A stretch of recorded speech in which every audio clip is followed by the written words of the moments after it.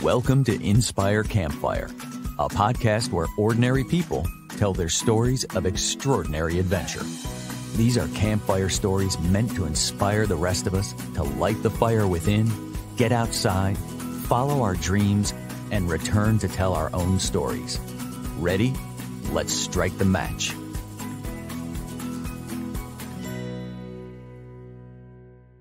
Welcome to Inspire Campfire. I am your host, Scott Wurtzbacher. This podcast is all about the stories that people share of that voice inside that calls them to adventure. And my hope with this podcast is to inspire people to follow that voice and to get outside. And today's guest has been doing exactly that, inspiring people to get outside for over 30 years by outfitting adventurers with the gear that they need to answer that call.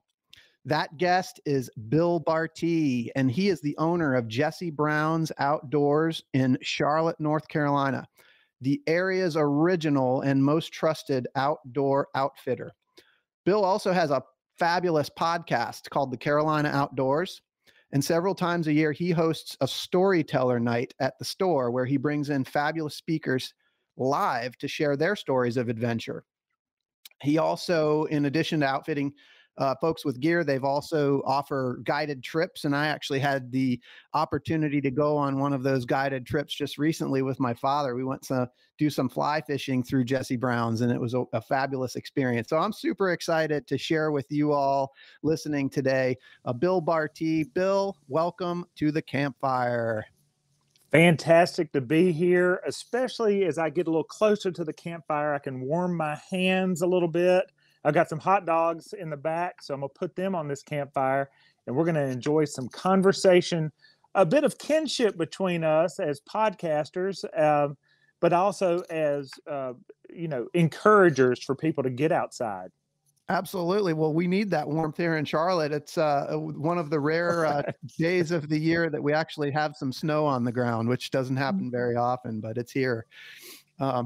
Bill, your store is it's such a community. It's not just a store. You really have built a community, and you've just got just a wonderful following of folks that trust you to get them outside. I think if we could, I'd love to just kind of start with a history of the store. All right. Well, Scott, if you'll go back with me, I know you're maybe too young for this, but go back to 1970 here in the South, in the Carolinas, everywhere to a degree, outdoor recreation was new here, especially specialty outfitting. And so Jesse Brown, our founder of Jesse Brown's Outdoors, opened his first store, and with that, brought in backpacks and tents and sleeping bags. And before he opened Jesse Brown's in the Carolinas, for sure, there was no other store other than like Sears that sold outdoor stuff. Now, these days, we have the world at our fingertips through the big boxes. Even Walmart sells outdoor stuff, but Amazon, the online components. But back in 1970, 52 years ago, there was nothing except really Sears. So Jesse opened up the store, and wow, the people came. Yes, they did. Yes, they did. Well, and so as we progressed from Jesse's first opening, he met wild success as people came in seeking out their outdoor fix, whatever that fix may be. But the years progressed. Jesse and his wife maintained the store. They hired a man who brought in fly fishing. So that introduced not only backpacking, mountaineering, but also fly fishing and travel. That component was there as well. And they went from Greer, South Carolina, which a lot of people do not know. I know your listenership is all over the place, but here in the Carolinas, there's a small textile town west of here in South Carolina, Greer, South Carolina, and that's where the very first Jesse Brown store was. People came from Raleigh, Durham, Greenville, Columbia, Charlotte to this small town in Greer to get their outdoor needs. And some people recruited Jesse. They said, Jesse, the biggest city around here is Charlotte. Why don't you move that store into Charlotte? So soon thereafter, 1971, Jesse brought Jesse Brown's Outdoors into Charlotte. Yeah. So then, how does Bill Bartee get involved? So remember that guy who brought fly fishing into Jesse Brown's? Well, as the Browns moved on, Jesse left and his wife ran it for a while, and Elizabeth, and then she left. Well, that employee, Joe, he had fly fishing expanded. Well, I ended up working for Joe. So I worked for Joe for 5 years. My family was invested a bit into Jesse Brown's as well. And when Joe left, I was the last man standing. And that was 1994. So for however many decades, I think you said in the open, nearing 30 years, yes, because I've worked here as an employee or as the owner cumulatively for 30 years. Yeah, you have. And it's funny because on your website, it said, I think it was 1989, you were working there selling day packs until you could find a better job. And 30 years later, here you are. I am still looking. So those kind of questions come up, like, what would you do if you won the lottery? Like, really? Now, many people say, I'd quit my job, and I'd go travel the world. But what would you do when you came back from traveling the world? Like, you have to do something. You have to serve your purpose. And now I maybe would travel the world and do some more things, but in the end, I would probably come back to my job here as owner of Jesse Brown's. I love that. And I want to go right there. So what is it about what you do that allows you to fill your purpose, Bill? Well, part of it is my view, and thank you for the way you said it, because my view of Jesse Brown's, many people will hear the introduction and think, oh, it's a store. It's a store. You have a cash register, you take things to the front, you buy them and you leave. But my view in the crew that works here at Jesse Brown's, our view is more than a store. It's you use the word trusted. That's a big word for us because we want to help people lower the barriers to enter in whatever their own personal adventure is. So think about that. For some, they are reading books and watching YouTube videos and imagining in their mind hiking the Appalachian Trail, or summiting Mount Kilimanjaro, or maybe summiting Mount Everest. Whatever their personal goals are, they want to accomplish those. But there are a lot of us who have other pursuits. Maybe it's just a day hike at a state park. Maybe it's going out to the Greenway, your local Greenway, for the very first time. Our job here at Jesse Brown's is to help those people, no matter how accomplished they are, because we have some accomplished people on hand here at Jesse Brown's who can advise them, but also to encourage people who maybe aren't as accomplished to enter into their, again, own personal adventure, help them be comfortable, and help them make the memories that the outdoors allow, and not just, have a one and done. So that calling, if you will, makes me look forward to coming to work and helping people take on their own adventure. Well, I love the way that you put that, because it's almost like what I'm hearing you say is whether you're a experienced mountaineer that has tackled the 7 summits or somebody that just wants to get started, Jesse Brown's Outdoors is a great place to come get started. Well, I sure hope so. That's what kind of our goal is to be that welcoming place where you can have someone say, no, don't take that, but consider taking this. You're not going to need these things, but you will need those things. People, that may be my pet peeve, actually, are people who dislike the outdoors. So think about that. Dislike the outdoors. For a lot of people, there's fear. Bears, snakes, mosquitoes, ignorance. Like, where do I go? What do I do? What do I need?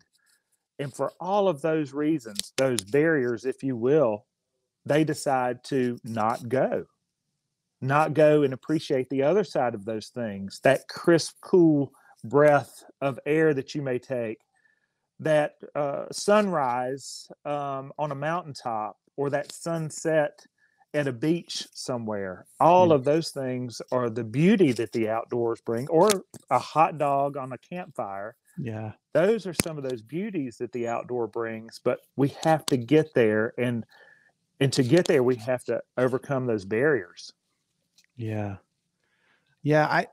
So I think I want to get into that. And I know you have a lot of unique stories. I mean, you've got 30 years of serving customers, and I'd love to kind of get into some of the experiences that you've had in terms of why people choose to go outside or why they don't. Maybe we can get into some of those fear conversations, but maybe we start with, like, who are your customers? Who shops at Jesse Brown's? Oh, wow. So who are our customers? Of course, we're Carolina based. These days with jessebrowns.com, we can reach further, but our core has been the Carolinas. Of course, Charlotte is centered, and that's one reason they recruited and encouraged Jesse to be in Charlotte, is you have reach both North Carolina and South Carolina. But Charlotte is our center point, and those are our customers initially. Anyway, we call them the outdoor affluent and outdoor educated, or the desire to be educated. They are people who are investing not only in their activity being a hike, a fly fishing trip, an adventure, a journey. They invest in their activity, but they also invest in their identity. They identify as, or they want to identify as, an outdoors person.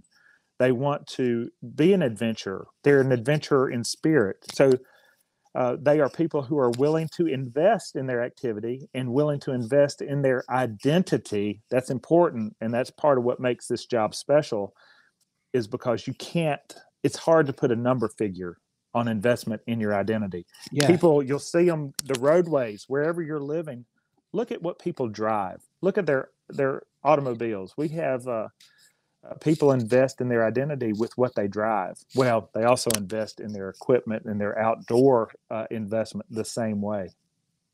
I love that there's a distinction that you just made that I think was really interesting. You said that people invest in their identity, or they invest in what they want to be their identity. And there's kind of an interesting distinction there. I wonder if you could talk about that for a minute. Yeah. So, and that comes up a lot in studies where, and this is very general, and don't let me go too deep with this, because we're going deep, Bill. That's what this show is. We're going deep. Let's go deep.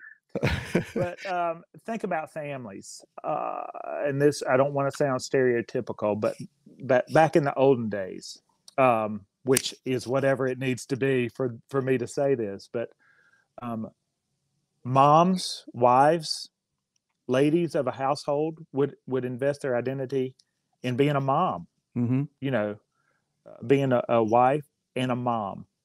The men in that household would invest in their job, and that's how they would identify. So these days, imagine you are working a bank job. You're up in one of the tall buildings in whatever city that you may live in, including here in Charlotte, where we have a strong financial sector.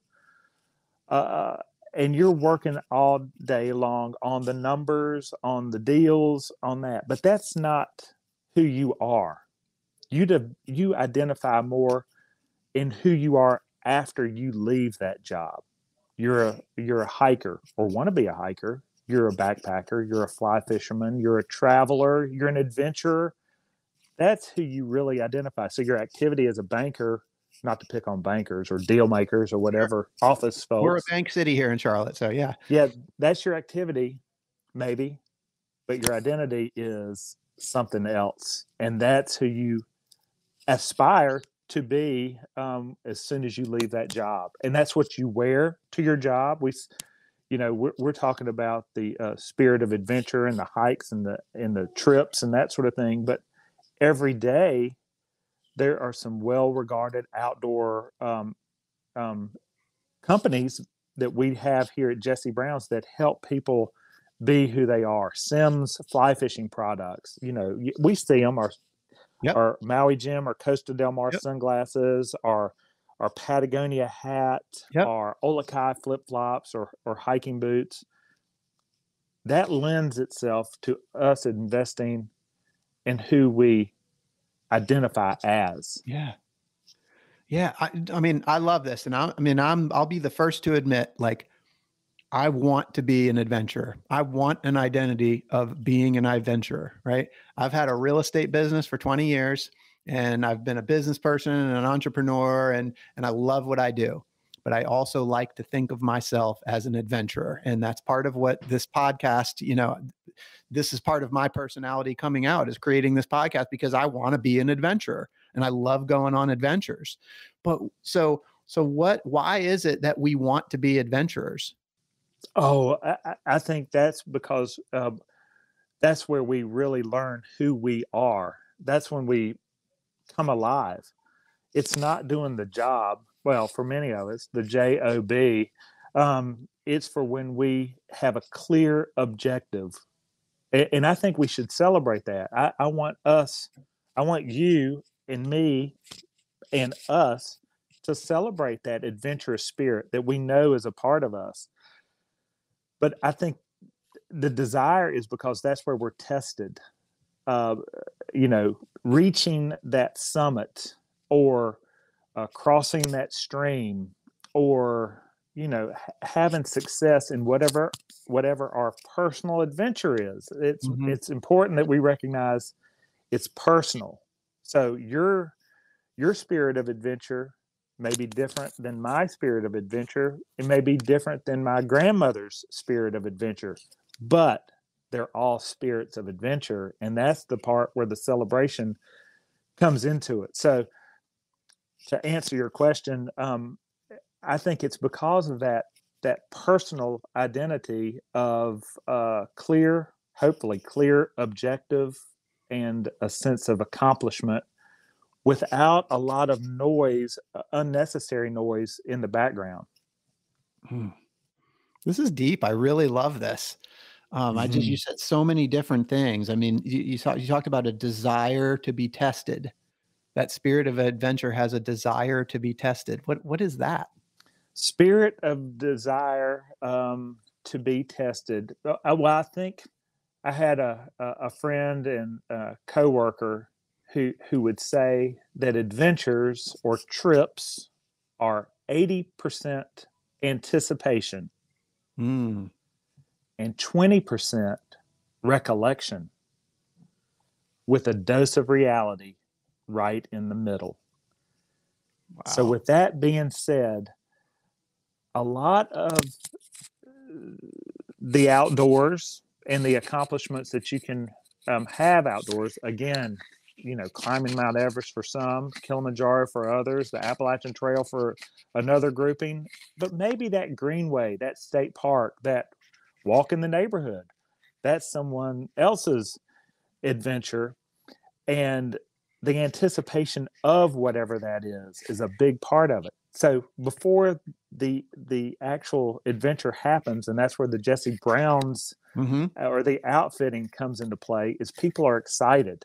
They're excited about what they're going to undertake, not just because they're away from their job, but also because, it's an adventure. So there's that part of it. And then there's the after effects of it, which are so important, the celebration. So think of your worst trips. I mean, the trips where you got lost and you were scared. Yeah. Or you ran out of water, or you didn't sleep a bit that night in your tent. All of those terrible things that happen on a trip are kind of celebrated in memories of recollection after the trip. You remember when our tent leaked? That was terrible. But I mean, but it's not so bad after you have that warm meal once you reach home and that warm shower, and then you're able to gather around the campfire at home and celebrate what you just accomplished, the leaky tent, the broken fly rod, those bad things. But in your memory of the recollection, it's still has value. It makes it whole. I mean, if everything on your adventure is just goes as planned, it's actually the memory is not even actually that exciting, is it? No, and we have a lot of beach lovers who come into Jesse Brown's, but I dare say if you go to the beach for 1 week and just lay on the beach, just lay there, soaking up the rays and listening to the waves crash, that has value, but not as much as getting up and taking on whatever your adventure is. It's because it's that feeling of accomplishment. I hadn't heard that before. I love that 80% anticipation, 20% recollection, and then the dose of reality. And where my mind immediately went was, so 80% is basically thinking about the future, right? And setting up the expectations in your mind. And we're not anticipating the leaking tent and getting bit by mosquitoes, or we're not anticipating that stuff. But then there's the memories of the past, and that's where all the stuff that all the bad stuff that happened while we were on the trip that we remember. And then the dose of reality really is like, I don't know. To me, it's kind of really where the magic is. It's like that being in the present moment. And there's so little. I mean, you said 80% is thinking about the future, 20% is remembering. I mean, there's no percentage left in there for present moment. And I think that's actually pretty profound if you think about it. I think it's profound. And I think about it almost every day. So for that reason, this is a personal note. I hate surprise parties. And it's not because I don't like a party. It's because they steal the anticipation of the party. Yeah. But that's a personal note. No, I had to stop and think about that for a minute, because I can completely relate to that. Yeah. It's it's all memory and no anticipation. And you're right. I mean, 80% of it is getting ready for it. Yeah. That makes sense. Just thinking it's coming. I would like to speak about not everything, these personal adventures that people decide to take usually have a catalyst that I have found through being here at Jesse Brown's. And not all of those are pleasant catalysts. Mm-hmm. Again, it goes to being personal and bucket lists that pop up for people. Yeah. And usually, and this has been the case in outdoor recreation forever, even back to, I know Jesse Brown's has started in 1970 and continues on today, but like people would come back from World War I and they would be seeking some sort of peace, and hiking and camping had a big push off. Same after World War II, same after Vietnam. Same after 9/11, people use the outdoors to kind of find peace. We found that recently with the pandemic. Yes. The outdoors was deemed the safe place. So those are big events that have happened over the decades where the outdoors has come into play. And again, after World War II is when the Appalachian Trail really took off as a recreational footpath. But at Jesse Brown's, some things like divorce, mm-hmm. or death or job loss, mm-hmm. those things have helped push people outdoors to find themselves, I guess would be a term that some people would use, or to escape the noise that happens in those times. It doesn't all have to be sad. Some people graduate. They graduate and they decide, hey, I finished that. Now I'm going to go on a month-long hike or mm-hmm. a tour.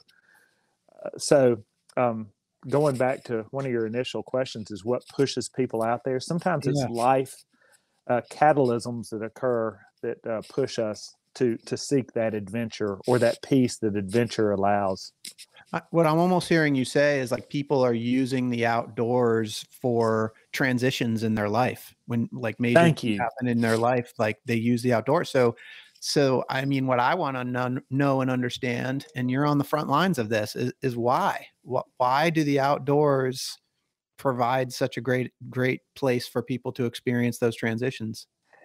I think it's because people center with themselves a bit out there, and that allows them time for some introspection, Mm, uh, and that aids in the transition in whatever point of life that they're in. We've talked before as we've had couples who've come in who have been in trouble in a marriage, mm-hmm. and they have sought out the outdoors, or I'm going to use not just the outdoors, but an objective. And it's so easy because it's so linear to use the Appalachian Trail. I know you've interviewed Right. trail hikers Yep. on the program plenty. And if you'll allow me to use that one, because it is linear, especially a through hiker, we've had people Yep. who've come in to take on the Appalachian Trail Mm-hmm. as a husband and wife. Mm-hmm. And the reason is because it's a clear objective. They get up every day together to take on that objective. And then you have that sense of accomplishment once you've gotten there. Now, I wish I could say that the Appalachian Trail saves marriages, or the outdoors saves marriages, or buying 2 kayaks and being together saves marriages. It doesn't necessarily, Mm-hmm. but it helps you plan the next step in your life by having that time together, and maybe you continue hiking together beyond. But some of them haven't made it, but they have transitioned into new phases of their life and of and happiness and pursuing whatever they need to pursue afterwards. So what happens there? I mean, is it kind of is it a Band-Aid in those situations, or is it? I think it allows the truth. I think it allows the truth. And oh, don't let me get scattered because I get excited talking about this. Bring it on. We have partnered at Jesse Brown's, and I'll say the names Mm-hmm. of some of the adventure brands, but a lot of us out there have heard of Outward Bound, Yes. or we've heard of Knowles, or Mm-hmm. we've heard of Scouting, Boy Scouts, Girl Scouts, Mm-hmm. many of those organizations that um, help people learn about the outdoors and be outdoors. And I'm going to back it down to teenagers. Now, those groups, you don't have to be a teenager to be in any of those groups, including scouting these Mm-hmm. days. They go into 20s and then in leadership. But Outward Bound, I'll pick on that one for just a second. We have had teenagers. Just imagine a 16-year-old girl or boy. That's a transitional time for many in their Mm-hmm. life, and they're still learning their value. As many of us still, even as adults, are finding our value. Well, the outdoors is a great place to find that value, whether you're a 16-year-old girl or boy, or whether you're a 55-year-old man or woman. The outdoors tells the truth and lets you be you, and that's how you're judged. And so I think that's where a lot of the value is. And again, going back, it's been our job to help people enter into that so that they can find their value through the outdoors. Now, the truth is the outdoors, or a hike on the trail, can hurt. I mean, Yeah. you get fatigued, you get tired, you get thirsty, you get hungry, you get sunburned, you get bugs are out there. All of that is a part of it. But again, when you accomplish the goal through all of that, you beef your value as your own person. Yeah. Gosh, there's just so much in here. I love that you said that outdoors lets you be you. Yes, that's the beauty of it, but that's also the secret of it. And that's where we evangelize a little bit about it, again, because people don't realize it. It's fun to watch people who don't like the outdoors learn about the outdoors and what they can do outdoors. So it's like a little secret that some of us have. Scott, you have it. You're sharing it on the podcast. I think I have it, and I know the parts that I want to celebrate. But there's a whole grouping, maybe a mass grouping, who are like, there are bears out there. I'm not going. Or again, I don't know where to start. How do I do this fly rod? I saw Brad Pitt and the river runs through it, but I'm going to look stupid when I do it. Well, it's so interesting because, there's a part of that, this whole, like, we call it the hero's journey, right? You have the call to adventure, but then the next piece is like resistance of the call, right? Or refusal of the call. And so like there's probably a part of those people that wants to go, but they're letting the fear overcome them. And they never actually take that step to go to the next place and actually experience it. They just let the fear overcome them and they never actually make that next step. And that's where the word encouragement comes in, because a lot of us just need encouragement, permission. Even if it's just permission, you can do this. Yeah. You can go. Here's where to go. Go over there, or do that. Start easy. Again, your adventures are all personal, so start easy and celebrate that accomplishment, that Greenway accomplishment, that state park groom trail accomplishment, that mountain biking single track accomplishment. Start there, and just see where this pursuit takes you. In a place like Jesse Brown's, again, we want to be more than a store. We want to be a place of encouragement and a place that allows people permission to, again, seek out their own personal adventures. Yeah. And I can personally vouch, you guys are doing that your staff is incredible, very knowledgeable and very helpful. And you guys are extremely caring in the way that you help people. And, myself included, and some of the things that I've come in to do with you guys. I am curious, like, I would bet that some of the people that you've outfitted for trips probably have such a blast and are so excited to come back and tell you how the trip was. Like, how have you had any of those experiences? Yes, that's our gift. That's the gift that people give us back. I hope it's not hokey, because we really feel it. But when people come back, again, that recollection part, we know the investment that they have had in that anticipation. Their journey started here. Whatever their adventure is, it started here with preparation. We need long underwear. We need a proper fitting hiking boot. We need that fly rod or that fly reel, whatever part of the preparation in anticipation of that adventure. The gift they give us back are those pictures of them out there celebrating their trip together or alone, whatever case, and then coming back and saying, oh, I just had the experience of my life.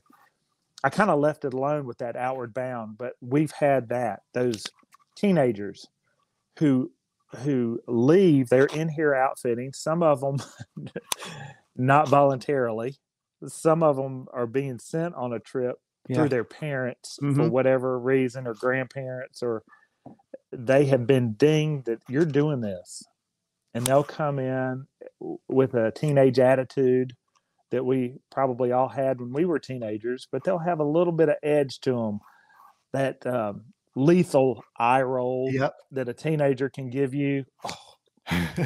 I know it. All of that stuff. But when they come back after their trip, after their adventure, it's all different, because there's clarity. There's clarity in a 16-year-old, which, wow, that's pretty powerful, to be able to see that clarity of, again, the accomplishment, whatever their adventure is, and their maturation that's happened through that accomplishment. Yeah. So I was going to ask, that was going to be my next question, was to ask you about the transformations that you see in people when they come back. And that the outward bound example is perfect. I love that. What about the adults that come back? Well, kind of the same way. And it goes to the clarity, because adults, deep, dark secret, we're the same as teenagers in many aspects. So, yeah, it's a transition that happens in us. And again, transition is the word that you helped give me, but it happens for us adults too. And it propels us to the next step in our lives, in our adventure, and keeps us kind of seeking what the outdoors gives us. Yeah. Wow, this has been a really great conversation, and it's just been some good discussion about why we do what we do and why we want to get outdoors, and I really appreciate it. I want to ask you, like, for people that we talked about it, for people that are kind of in that place where they've felt that call to adventure, but they've also experienced a whole lot of resistance and just kind of can't bring themselves to, to pull the trigger and commit to a trip. What advice do you have for those folks? Well, to seek out trusted counsel to help you. Now, Jesse Brown's, we are a business that helps do that. But these days, and I'm all excited because the pandemic, as bad as it has been and is, helped do that. Yes. It helped people see a bit of mortality and a bit of, you know what, I better take this up now. My job is mobile now, or maybe I'm not working, or I can only be indoors so long. I need to tackle this. And we at Jesse Brown's have, that has been a saving grace for us over the past 2 years, is those people who were seeking that out. But other than that, these days we have technology that helps us with groups, whether it be a meetup group, Facebook group, social media, where you can learn and find out about whatever you want to pick. If it's hiking, and of course, Jesse Brown's is a safety net for all of these things. But if it's hiking that you're interested in, you can learn more about it in your area. If it's fly fishing, we are doing that every day, helping people get outdoors. But you do have to, I think it helps to have a partner of encouragement. So, because that just kind of fast paces your learning in whatever sport that you're picking. Yeah. Accountability is huge. That's a hot button for me, and even in my business. But, tell somebody about your trip and now all of a sudden you're committed. That's right. That's right. Yeah. Accountability. Because right. those people will follow up on it. Hey, Scott, how was that journey? How was that trip? How was that fly fishing escape that you did? Exactly. So, Bill, real quick, like, for you personally, what are some of your adventure activities that you like to take on? It's funny, because I've had some great trips, great journeys, whether it be a fly fishing trip on the South Fork of the Flathead River up in the Bob Marshall Wilderness in Montana, or whether it be, a week-long hiking trip on the Appalachian Trail, or even here in the Carolinas, the Foothills Trail, those kind of places. But I have 4 young children now. It's funny that you switch up a little bit. One of my 14-year-old said, "Why is it that every time we're out of school, we go to a state park?"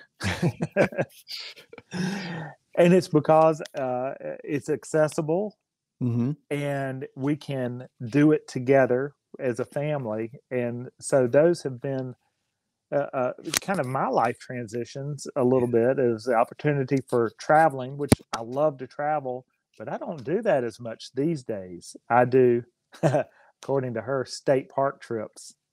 Hey, that's like you said. I mean, it all counts, right? You gotta just take them as you can. That's right. You know, whether it's a month or a day or even a couple hours. You know, just getting out there and as you said, the outdoors lets you be you, so you get to go do that. So Bill, this is a question that I've asked everybody that's come on here. It's just kind of a fun one, but you know, Jesse Brown's the history of Jesse Brown's and the story of Bill Bartee. At some point, they're going to make a Hollywood movie about you, and I want to know who the actor is going to be that's going to play you in this movie. Wow. Okay. And it can't be playing the part of Bill Bartee is Bill Bartee himself. That wouldn't be it. It certainly can be. If you want to play you in your own movie, you can. Wow. Well, okay, so I'm a Southern guy. Do they have to be alive? I could get Andy Griffith. There you go. He could play me. Andy Griffith. I love it. That's perfect. Andy Griffith. I was trying to think. It'd have to be maybe a Southern person. I love it. The only three I had was Hal Holbrook, who's passed away. He's old actor. Andy Griffith or Tyler Perry. That's an Atlanta guy. There you go. I'll stick with Andy Griffith. I like Andy Griffith a lot. What's the name of your movie going to be? It's Time to Go. Ooh, it's a saga. Nice. I love it. This is great. Well, Bill, this has been so fun talking with you about what it takes to get people outside. And you guys are just doing such a great job. There's so much more that we could talk about. You know, I shared at the beginning, you really are creating a community there. Your storyteller night is just such a wonderful way for people to do that 20% recollection piece where they're coming back and sharing the stories that they've had. And a lot of those stories have had the things that you don't anticipate, right? That's right. and that's what makes them inspiring.